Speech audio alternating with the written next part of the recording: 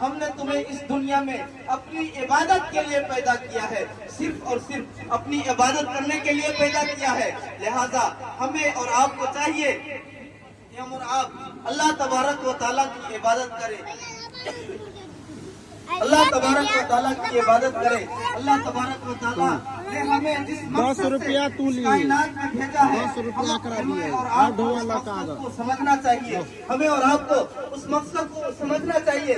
ہم اور آپ اپنے پیدا ہونے کی مقصد کو سمجھے کہ اللہ تبارک و تعالیٰ نے ہمیں اس کائنات میں کیوں بھیجا ہے، اللہ تبارک و تعالیٰ نے ہمیں اس کائنات میں کیوں بھیجا ہے۔ اللہ تبارک و تعالیٰ کا مقصد ہمیں اور آپ کو اس دنیا میں بھیجنے کا مقصد یہ ہے کہ ہم اور آپ اس دنیا میں آئے، اللہ کی عبادت کرے۔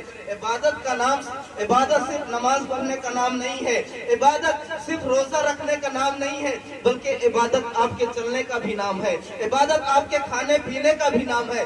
آپ جب کھانا کھائے تو اس نیت سے کھائے، یا اللہ ہم جب کھانا کھا رہے ہیں تو ہمارے اندر جو طاقت آئے گی، ہم اس طاقت کے ذریعے اتنی طاقت ہوگی تاکہ ہم نماز پڑھ سکے، غریبوں کی مدد کر سکے، کسی لاچار کی مدد کر سکے، کسی مجبور کی مدد کر سکے۔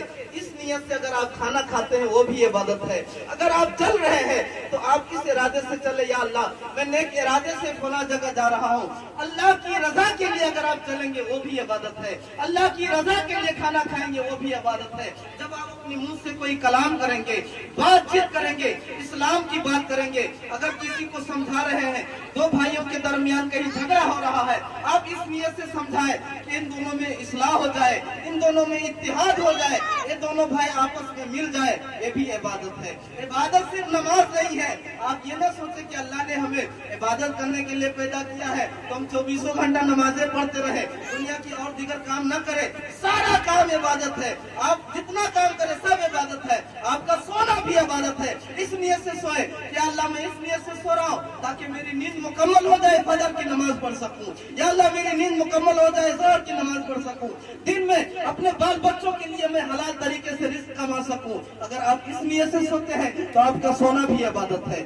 تو یہ نہ سمجھے کہ صرف نماز پڑھنا ہی عبادت ہے، ہر کام عبادت ہے، آپ کا ہر فعل عبادت ہے۔ بس ضروری یہ ہے کہ آپ ہر کام میں نیت اچھی کر لیا کریں، اچھی نیت کر لیا کریں۔ جب کھانا کھانے کے لیے بیٹھتے ہیں تو صرف بسم اللہ پڑھ کے کھا لیتے ہیں، یہ بھی اچھی بات ہے، لیکن ساتھ میں اچھی نیت بھی کر لیا کریں۔ جتنی اچھی نیت کریں گے آپ کو کھانے کا بھی ثواب ملے گا اور آپ کا پیٹ بھی بھر جائے گا، عبادت بھی ہو جائے گا۔ وہ کھانا کھانا نہیں ہوگا بلکہ عبادت کہلائے گا۔ اس لیے مسلمانوں، آپ دنیا کا کوئی بھی کام کرو اللہ اور اس کی رضا کے لیے کیجئے۔ اللہ اور اس کی رضا کے لیے آپ کوئی بھی کام کریں گے، آپ کا ہر کام عبادت ہوگا۔ آپ کا چلنا، مسکرانا، بات کرنا، ہر چیز عبادت کہلائے گا۔ میں اپنی تقریر کو انہی چند جملوں پر میں اختتام پذیر کرتا ہوں، کیونکہ حضرت کا حکم ہوا ہے 5 منٹ، اس لیے میں اپنی بیان کو انہی باتوں پر ختم کرتا ہوں۔ میرے بولنے میں یا حضرات کے سننے میں کسی بھی طرح کی غلطی کوتاہی ہو چکی ہو،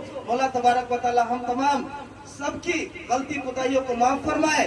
وآخر دعوانا وما علینا الا البلاغ۔ السلام علیکم ورحمۃ اللہ وبرکاتہ۔